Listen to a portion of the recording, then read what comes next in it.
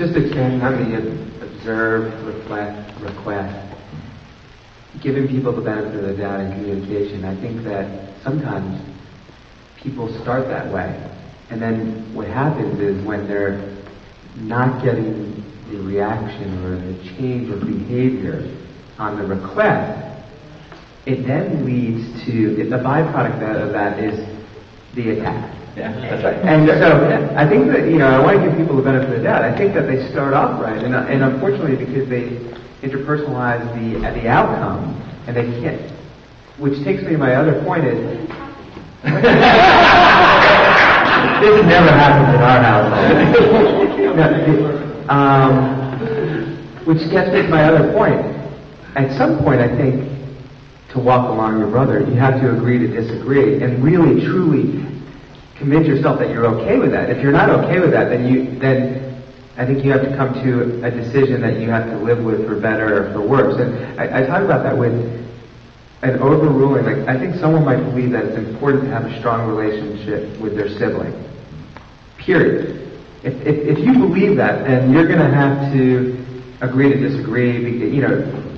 I think it's a fine line. You understand?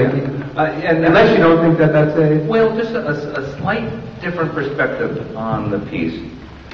Sometimes when you go to find out what a person's needs really are, you're not happy. And you may wish that you didn't find out. Right? I mean, sometimes people's needs are pretty ugly, difficult things, and may not be the kind of things that you want to participate in. So you can really find that out.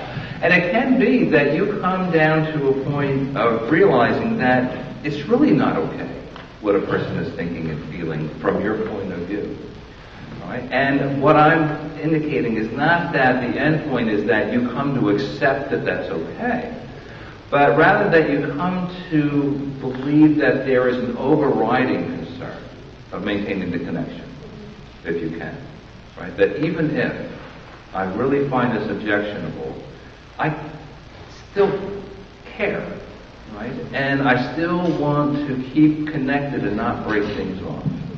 Right? And it's just trying to raise the bar at which the break-off happens. Because it can happen. There are people that we just cannot relate to. Right? I mean, I'm sorry about that, but I'm sure it's a fact. But I think just to finish on that, I think that the people, that personal sacrifice to keep the connection runs so great, and then what happens is it becomes evident in the way in which they might talk with them, the intonations that they use with them. Yeah. I mean, it becomes a poison in itself rather than maybe concluding that, this is too difficult for me. Right. And it's not in everybody's best interest. Yeah.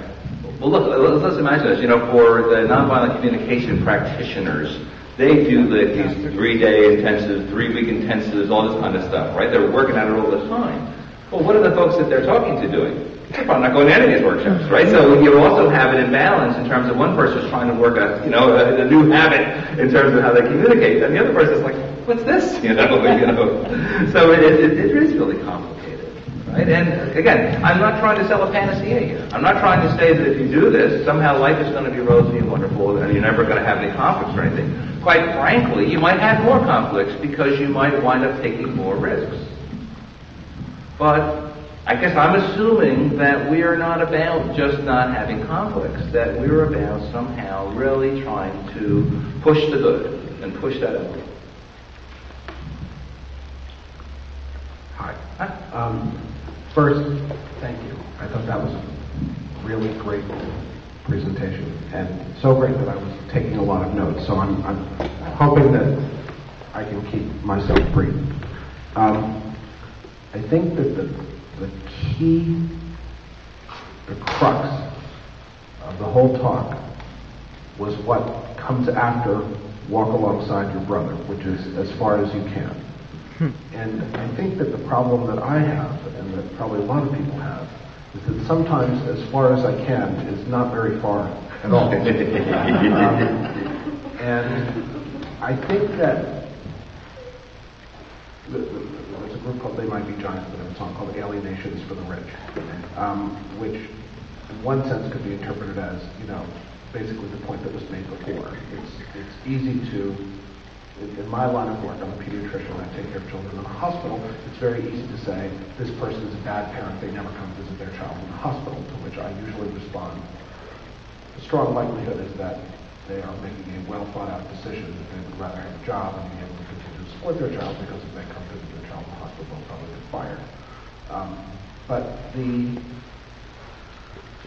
the flip side of that is the fact that I think that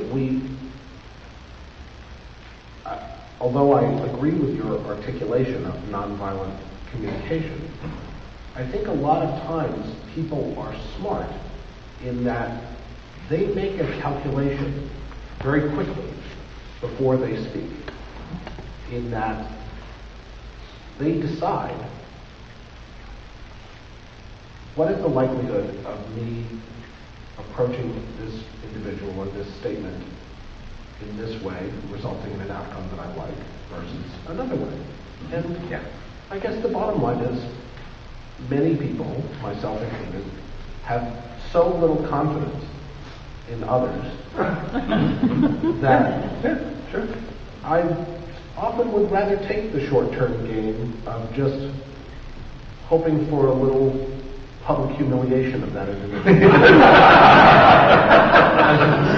as opposed to an actual behavior change on that person's part. The expression that I frequently use is never fight with a pig.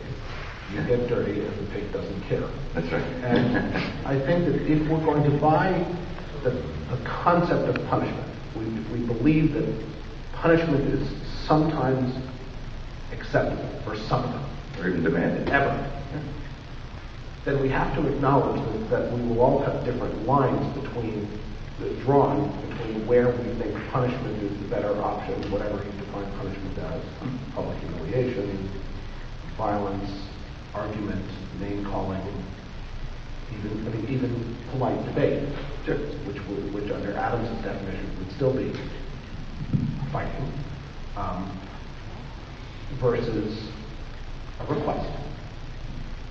And the example in my own life is with a very active 5-year-old who will probably, at least at this point in his life, often understand punishment better than request, at least some of the time. And, you may disagree on the age, but certainly, a cat would understand punishment more than a request. And at some point, a child is developmentally equivalent to a cat. So at some point, you would have to say that a child is more likely to respond to that than a request. But that's all a very long-winded way of saying that I think that we all draw these lines for ourselves, and I think that's where the differences are.